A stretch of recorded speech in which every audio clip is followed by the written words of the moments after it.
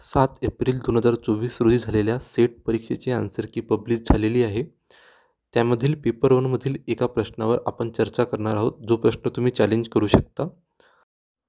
Paper 1 मध्ये एक प्रश्न विचारला होता, if 10 to the power m divides the product of the integers from 101 to 151, then the maximum value of m is option A 12, option B 13, option C 11, option D 10. हा प्रश्न विचारण्यात आलेला होता.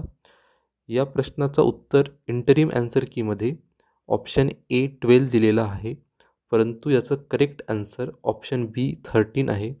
तर ज्या विद्यार्थ्यांनी याचं ऑप्शन बी केलेलं आहे ते विद्यार्थी या प्रश्नासाठी चॅलेंज करू शकतात. त्यांना या प्रश्नाचे 2 मार्क मिळतील.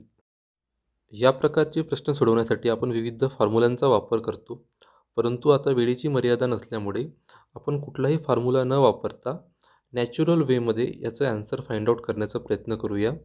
तर सर्वप्रथम आपल्याला प्रश्न काय विचारलेला आहे ते आपण समजून घेऊ. आपल्याला असं विचारलेलं आहे की 101 पासून तर 151 पर्यंत जेवढ्या संख्या आहेत त्या संख्यांचा गुणाकार केल्यानंतर आपल्याला जर एखादी संख्या मिळत आहे, त्या संख्येला 10 टू द पॉवर m नी भाग जातो, तर m ची मॅक्सिमम किती किंमत असू शकते.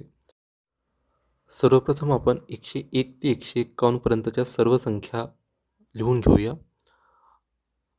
आता ह्या संख्यांमधील काही संख्यांना आपण वेगळ्या पद्धतीने लिहू. वेगळ्या पद्धतीने म्हणजे जसं 105 आहे, तर 105ला आपण 5 गुणिले 21 असं पण लिहू शकतो.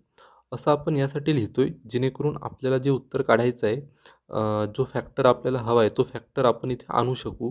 त्यासाठी आपण काही संख्यांना वेगळ्या पद्धतीने लिहिण्याचा प्रयत्न करू.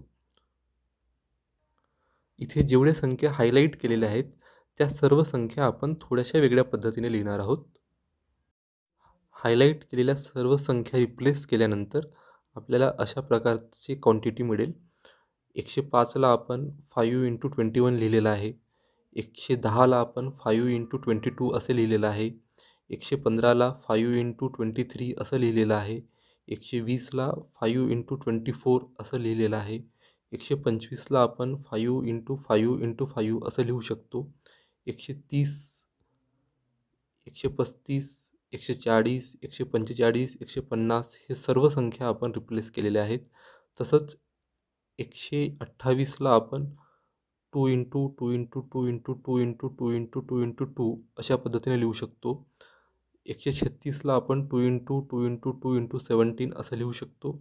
आणि 144ला आपण 2 × 2 × 2 × 18 या पद्धतीने लिहू शकतो. तर product of integers from 101 to 151 ही आपल्याला अशा प्रकारची एक क्वांटिटी मिळणार आहे. आता या क्वांटिटीमध्ये जर आपण केअरफुली ऑब्झर्वेशन केलं तर याच्यामध्ये एक्झॅक्टली 13 टाइम्स 5 आलेलं आहे आणि एक्झॅक्टली 13 टाइम्स 2 आलेला आहे. तुम्ही काउंट करू शकता. एक्झॅक्टली 13 वेळा 5 हा अंक इथे आलेला आहे. एक्झॅक्टली 13 वेळा 2 हा अंक इथे आलेला आहे.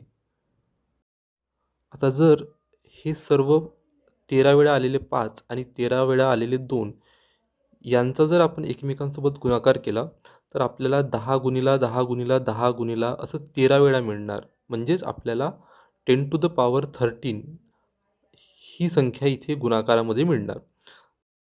आता आपण सर्व संख्या ॲज इट इज ठेवूया.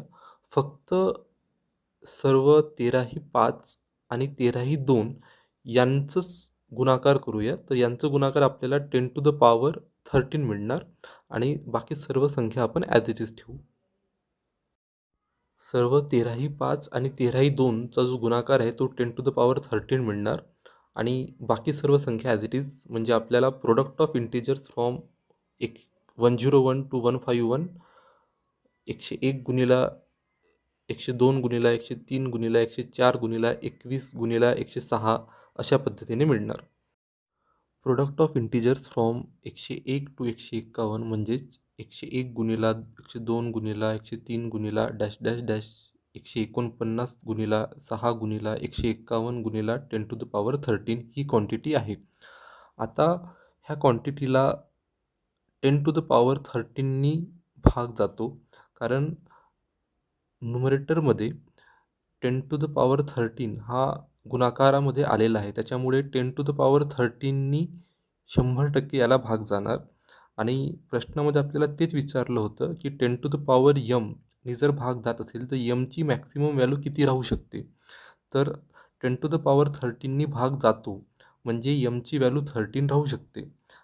तर यावरून आपण असं कॉन्क्लूड करू शकतो की maximum value of m is 13. परंतु इंटरिम ॲन्सर कीमध्ये याचा ॲन्सर ऑप्शन ए 12 दिलेला आहे, परंतु याचा करेक्ट ॲन्सर ऑप्शन बी 13 आहे. त्याच्यामुळे ज्या विद्यार्थ्यांनी याचं ऑप्शन बी केलेलं असणार ते ह्या प्रश्नाला चॅलेंज करू शकतात आणि चॅलेंजनंतर फायनल ॲन्सर कीमध्ये याचा ॲन्सर नक्की बदलेल आणि ज्यांनी बी केलं आहे त्यांना याचे 2 मार्क मिळतील.